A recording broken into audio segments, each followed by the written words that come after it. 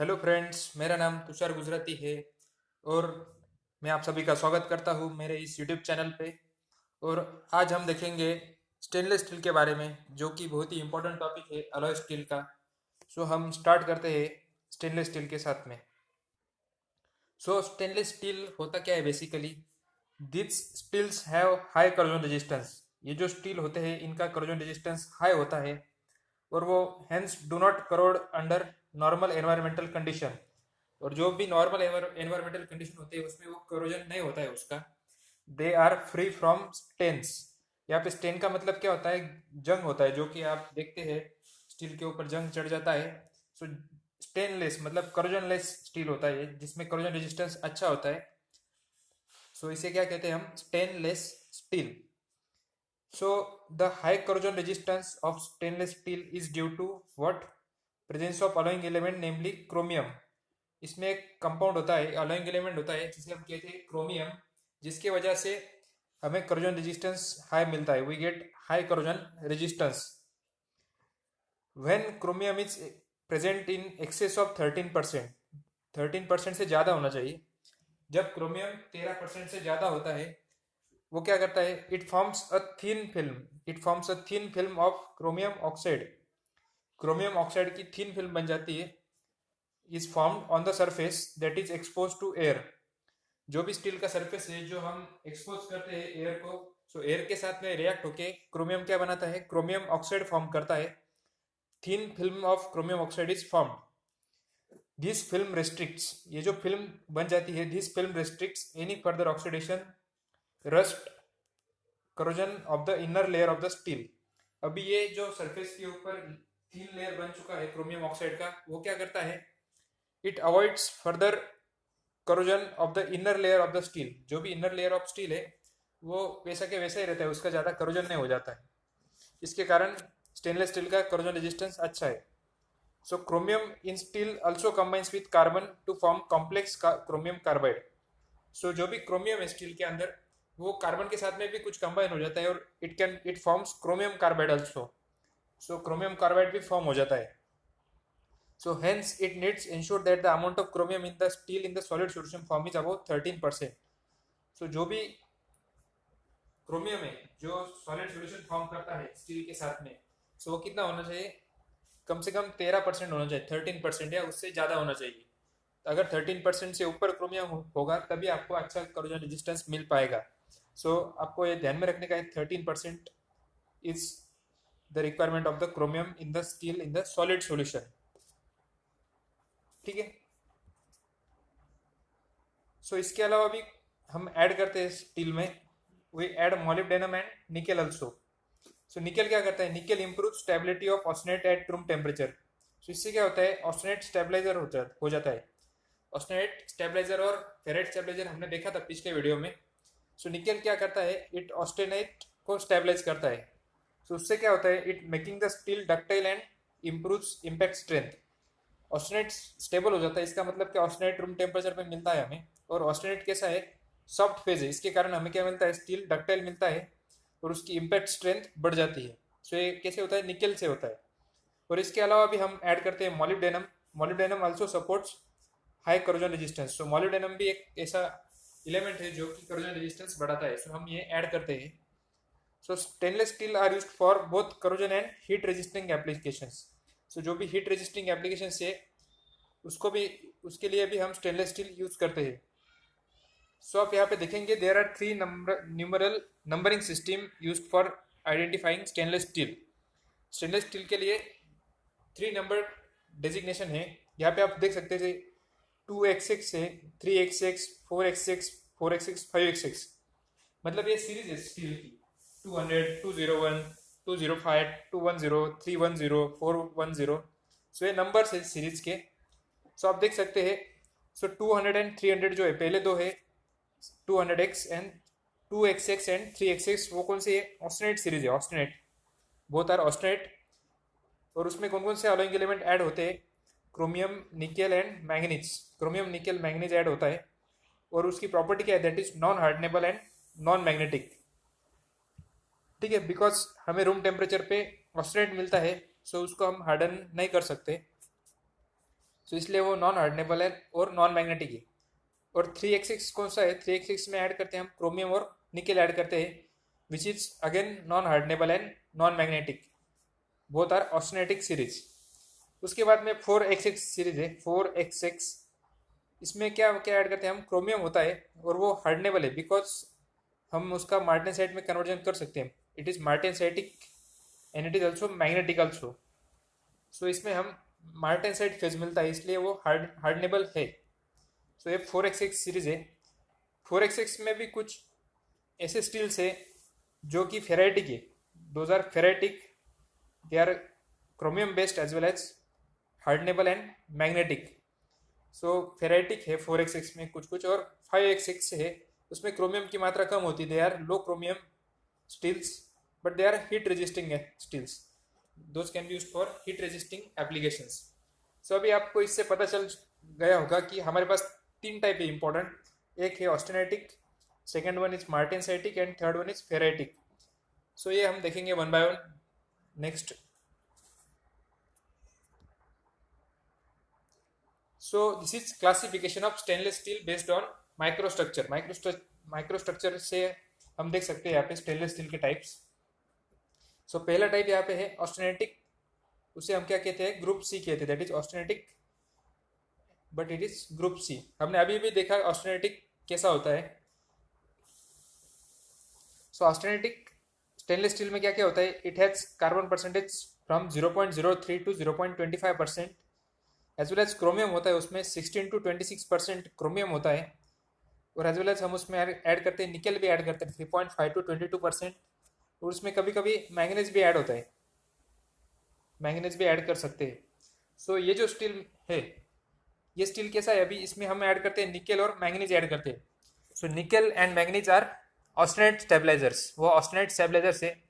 उससे क्या होता है, this steels are austenitic at room temperature, हमें रूम टेम्परेचर में ऑस्टेनेट फेज मिलता है, hence this steels are called as austenitic stainless steels, क्योंकि हमें रूम टेम्परेचर पे ऑस्टेनेटिक फेज मिलता है, that's why they are called as austenitic stainless steels. So इसकी प्रॉपर्टीज क्या क्या होगी, अभी ऑस्टेनेट कैसा फेज है, रूम टेम्परेचर पे मिलता है, वो सॉफ्ट फेज है, it is soft phase, because of it we get properties like ductile. Chromium है तो हमें हाईएस्ट करोजन रेजिस्टेंस मिलेगा, बिकॉज क्रोमियम 13% से ज़्यादा ऐड किया हमने, इसकी स्ट्रेंथ भी अच्छी मिलती है, high strength because of that carbon, it is non magnetic and it is expensive also because of this nickel and manganese, they are expensive also. So इसकी एप्लीकेशंस क्या क्या है, एयरक्राफ्ट इंजन पार्ट्स में use कर सकते हैं आप, heat exchanger में यूज़ कर सकते हैं, कुकिंग यूटेंसिल्स में यूज़ कर सकते हैं, wrist watches, transportation trailers, sanitary fittings में आप यूज़ कर सकते हैं। सो ऐसे कुछ एप्लीकेशन है ऑस्टेनेटिक स्टेनलेस स्टील के। सो इसकी सीरीज हमने देखी थी 200 एंड 300 सीरीज है इसकी, correct, 200 and 300 series austenitic group C की है। सो यहाँ पे आप देख सकते हैं एक टेबल दिया है जिसमें आप देख सकते हैं कि आप सीरीज देख सकते हैं 201, 202, 301, 302, 303, लाइक दिस 317 अप टू 317, मतलब ये कौन सी सीरीज है, 2x6 एंड 3x6। मैंने पहले बताया आपको ये ऑस्टेनेटिक स्टेनलेस स्टील की सीरीज है। तो इसमें आप देख सकते हैं कार्बन परसेंटेज कितना होता है, हमने अभी अभी डिस्कस किया, मैंगनीज होता है उसमें, थोड़ा बहुत सिलिकॉन ऐड कर सकते हैं हम स्ट्रेंथ के लिए, क्रोमियम होता है और निकेल होता है। सो ये सब कंपोजिशन है ऑस्टेनेटिक स्टेनलेस स्टील के, depending upon percentage of alloying elements. So जैसा रिक्वायरमेंट होगा आप वैसा यूज कर सकते हैं इसको। सो नेक्स्ट हम देखेंगे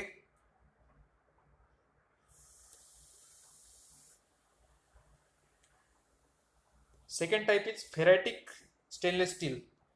फेराइटिक स्टेनलेस स्टील, और इसे हम क्या कहते हैं, ग्रुप बी कहते हैं। इसमें क्या होता है, इसमें कार्बन परसेंटेज कितना होता है, carbon percentage is from 0.08 to 0.20%। मतलब क्या है, कार्बन कैसा है, कम है, कार्बन की percentage is less here, correct. और क्रोमियम कितना ऐड करते हैं हम, 11 टू 27%। यूजुअली हम 13% से ज़्यादा यूज करते हैं, सो सॉल्यूशन में इसमें 13% से ज़्यादा ही होगा क्रोमियम। सो इसमें क्या होता है,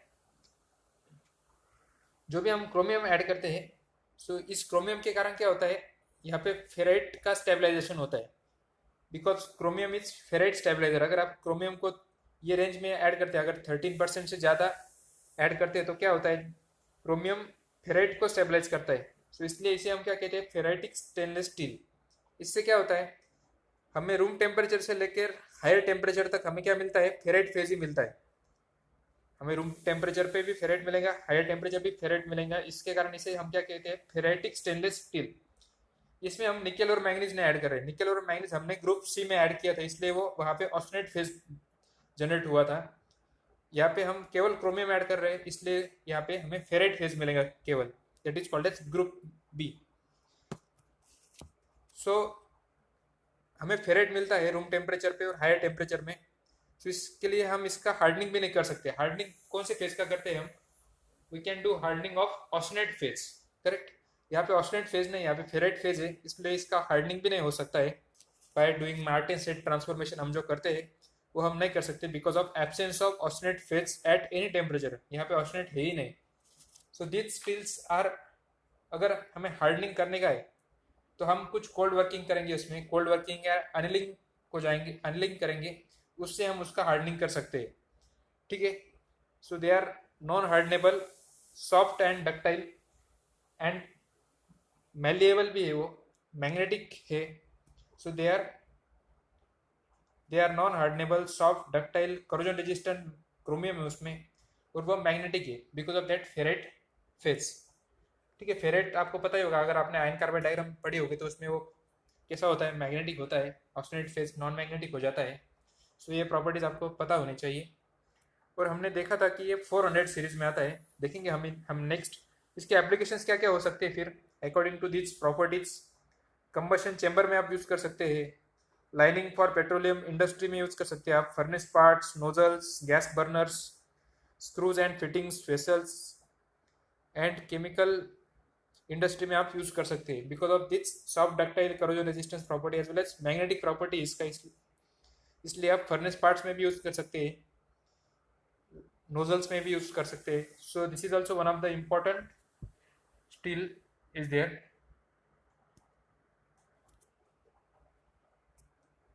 सो ये कुछ एग्जांपल्स है ग्रुप बी के, ग्रुप बी स्टेनलेस स्टील के। सो आप देख सकते हैं यहाँ पे 400 सीरीज है।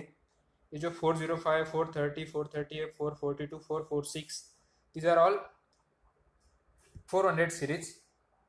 तो इसमें आप देख सकते हैं, फॉर एग्जांपल 430 आप ले लो, 430 में कितना है, carbon is 0.12%, manganese 1, silicon 1, chromium कितना है यहाँ पे 14 to 18%। निकल तो इसमें है ही नहीं, मैग्नीज भी बहुत कम है, इसके कारण ये फेराइट स्टेबलाइजर है, ठीक है। और इसमें हम निकल ऐड नहीं कर रहे, निकल ऐड नहीं कर रहे, इसके कारण क्या होता है, इसकी कॉस्ट भी बहुत कम होती है। They are low cost, good corrosion resistant as well as good formability, है ना। They are having good formability because of that ferrite phase, ठीक है। सो ऐसे कुछ एग्जांपल्स है स्टेनलेस स्टील के based on their content of alloying element and as well as application. Next हम देखेंगे थर्ड टाइप है, उसे हम क्या कहते हैं, मार्टेनसाइटिक ग्रुप ए स्ट्रक्चर। तो इसमें क्या होता है, इसमें यूजुअली क्या होता है, carbon percent sorry chromium percentage कम होता है, इट इज लेस देन 13%, और यूजुअली उसके अराउंड होता है। यहाँ पे दिया है मार्टेनसाइटिक ग्रुप ए है और क्रोमियम परसेंटेज 11.5 to 18%, मतलब 13% के अराउंड होता है, 12, 14, 15 ऐसा होता है। और carbon percentage is 0.15 to 1.2%। So carbon percentage भी कम है इसमें। सो इसमें क्या होता है, ये जो स्टील है, ये स्टील हमें हायर टेम्परेचर पे क्या दिखाता है, ऑस्टेनेट फेज दिखाता है। It shows austenite phase at higher temperature. और हम इसका हार्डनिंग कर सकते हैं by martensitic transformation. Martensitic transformation से हम इसका हार्डनिंग कर सकते हैं। इसके लिए इस स्टील को क्या कहते हैं, martensitic stainless steel. This steels are called as martensitic stainless steel. So proper अगर हम क्रोमियम और कार्बन का बैलेंस कर देते हैं तो हमें अच्छी प्रॉपर्टीज मिलेंगी, that is we will get hardness, wear resistance, corrosion resistance properly if we add proper combination. So इसमें chromium percentage is from 12 to 18% and carbon from 0.15 to 1.2%, and it is also designated by 400 series, correct. So they can be used where you can use it here, valves, in various valves you can use pump में आप use कर सकते हैं, कुछ surgical component, razor blades, turbine blades में आप use कर सकते हैं because of hardness, strength, toughness, ductile, magnetic and wear resistant. यहाँ पे दिया नहीं है लेकिन उसकी वियर रेजिस्टेंट अच्छी होती है, तो इसके कारण भी आप ऐसे एप्लीकेशंस में यूज कर सकते हैं, टर्बाइन ब्लेड में आप यूज कर सकते हैं इसको। ठीक है, सो ये था group A, that is martensitic. हम यहाँ पे हार्डनिंग कर सकते हैं by martensitic transformation, that's why this is called as martensitic stainless steels. इसके भी कुछ एग्जांपल्स है, दैट इज 403, 4110, 414, 416, ऐसी कुछ सीरीज है, और इसमें आप depending upon composition there are types are here. तो जैसे कि आप देख सकते हैं यहाँ पे, let us consider these are all 400 series. आप एक कंसीडर कर लो, समझो 410 है, 410 में कार्बन कितना है, 0.15 है, मैग्नीज बहुत ही कम है, सिलिकॉन बहुत ही कम है, क्रोमियम 12 से 14 है, late us consider it is 13%। सो इससे क्या होता है, हमें ऑक्सीडेंट फेज मिलता है हायर टेम्परेचर पे, और उसका हम मार्टेनसाइट में कन्वर्जन कर सकते हैं और हार्डनेस बढ़ा सकते हैं। सो ऐसे स्टील्स को क्या कहते हैं हम, ग्रुप ए स्टील्स और मार्टेनसाइटिक स्टेनलेस स्टील्स।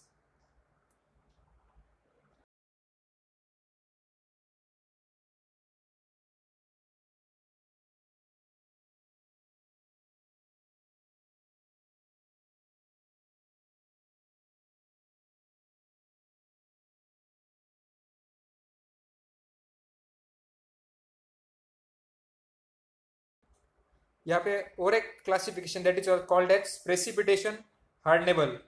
प्रेसिपिटेशन हार्डनेबल, इसमें हम क्या ऐड करते हैं, क्रोमियम और निकेल के सिवाय भी और हम ऑलिंग एलिमेंट्स ऐड करते हैं, जैसे कि molybdenum, niobium, titanium, aluminium, copper and और दिस इज नाइट्रोजन, ये सब ऐड करते हैं। इससे क्या होता है, हमें हायर स्ट्रेंथ मिलती है, we get higher strength, higher toughness because of precipitation of this compounds. ये जो हमने एक्स्ट्रा कंपाउंड ऐड किए हैं, इसका प्रेसिपिटेशन तैयार हो जाता है, प्रेसिपिटेशन फॉर्म हो जाता है।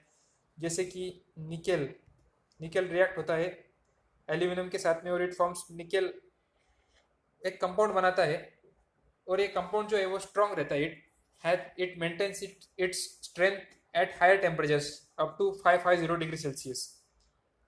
और इसके कारण हम एयरक्राफ्ट इंजन में इसको यूज कर सकते हैं, मिसाइल्स में, स्ट्रक्चरल कंपोनेंट्स में हम यूज कर सकते हैं। सो ये भी एक important type, that is precipitation hardenable steels.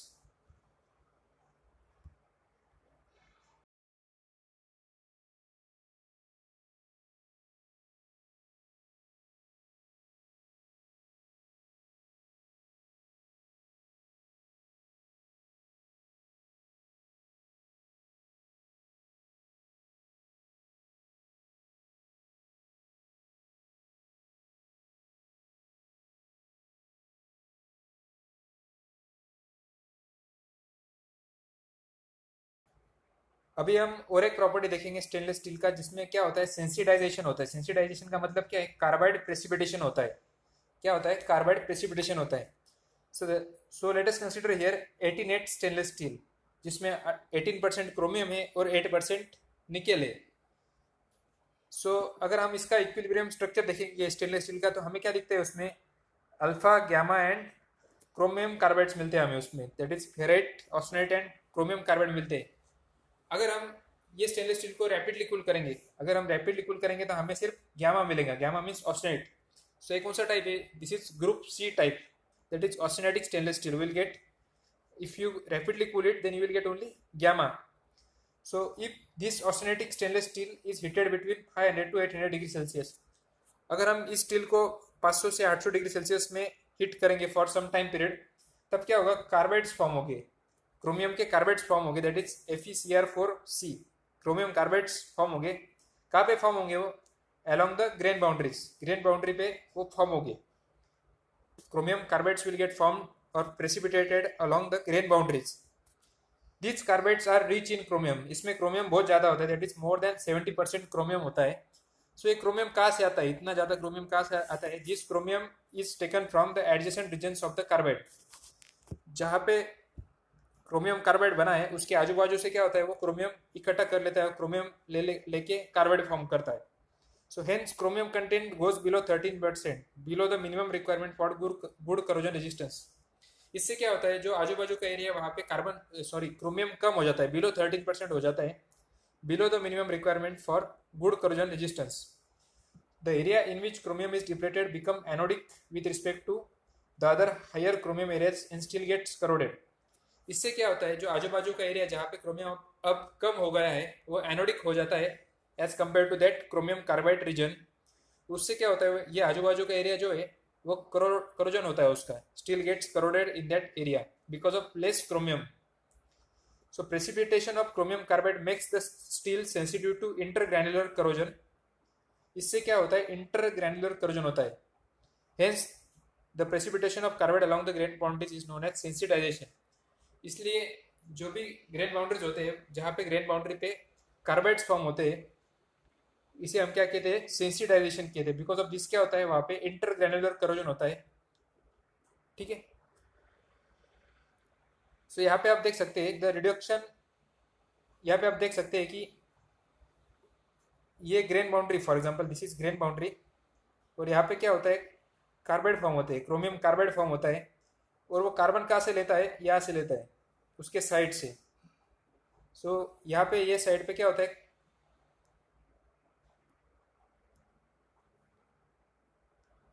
इस साइड में क्या होता है, क्रोमियम का परसेंटेज कम हो जाता है. इसके कारण इस साइड में क्या होता है, करोजन ज़्यादा होता है. ठीक है. सो आप देख सकते हैं यहाँ पे करोजन इस एरिया में ज़्यादा हुआ है, जहाँ पे आपको डीप दिख रहा है ये पार्ट, यहाँ पे करोजन ज़्यादा होता है बिकॉज यहाँ से क्रोमियम यहाँ पे गए टू फॉर्म कार्बाइड. सो इसे क्या कहते हैं, हम सेंसिटाइजेशन कहते हैं. अगर ये आपको अवॉइड करने का होगा तो क्या करेंगे आप, to avoid this precipitation, the reduction in corrosion resistance due to chromium carbide's precipitation can be eliminated by heating the steel between 1000 to 110 degree Celsius and rapidly cooling to room temperature. आपको steel को higher temperature पे heat करना पड़ेगा between 1000 to 110 degree Celsius and then rapidly cooling to room temperature. इसके कारण क्या होगा, carbide ज़्यादा फॉर्म नहीं होंगे और you will get proper corrosion resistance.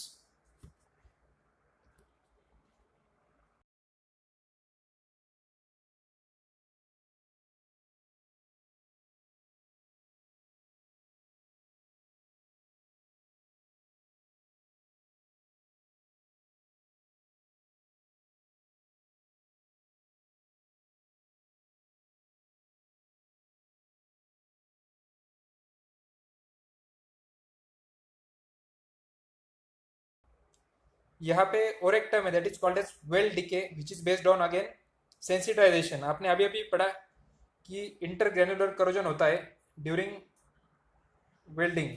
During welding क्या होता है, इंटरग्रेनुलर करोजन होता है. इंटरग्रेनुलर करोजन अभी अभी हमने पढ़ा कि वो किसके साथ होता है, ऑस्टेनेटिक स्टेनलेस स्टील के साथ में होता है. अगर आप ऑस्टेनेट स्टेनलेस स्टील का वेल्डिंग करोगे तो जो भी कुछ एरिया होगा अराउंड 500 टू 800 डिग्री सेल्सियस, आपको ये टेम्परेचर याद रखने का है, 500 टू 800 डिग्री सेल्सियस रीजन, जहाँ पे कूलिंग स्लोली होता है, वहाँ पे क्रोमियम कार्बाइड प्रेसिपिटेट होते हैं. Chromium carbides will get precipitate out.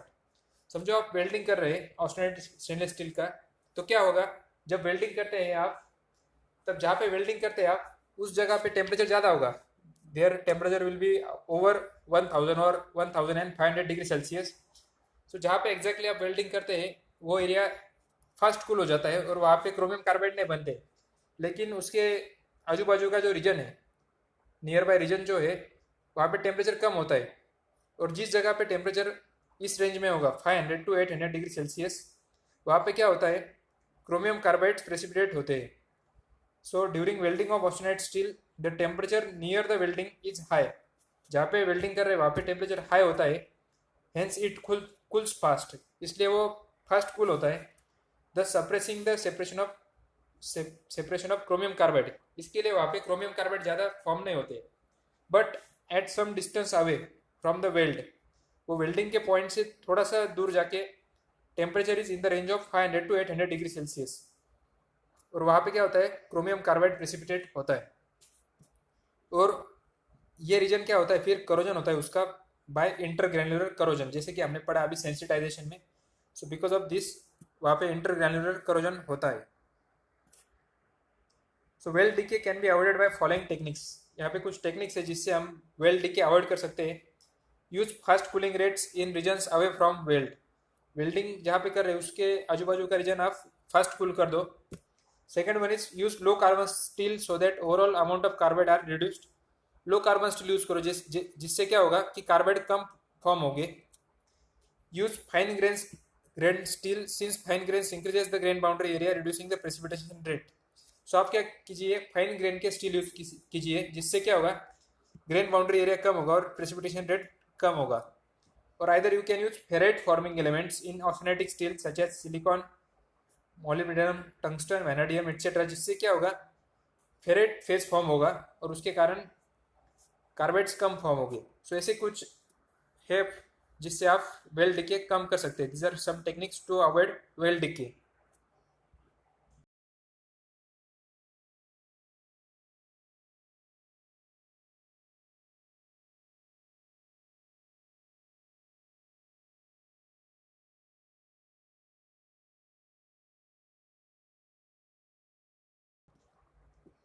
सो ये था स्टेनलेस स्टील के बारे में. हमने सब कुछ जाना आज स्टेनलेस स्टील के बारे में. So thank you so much friends for watching this video. और please subscribe this channel for upcoming videos. So thank you so much friends.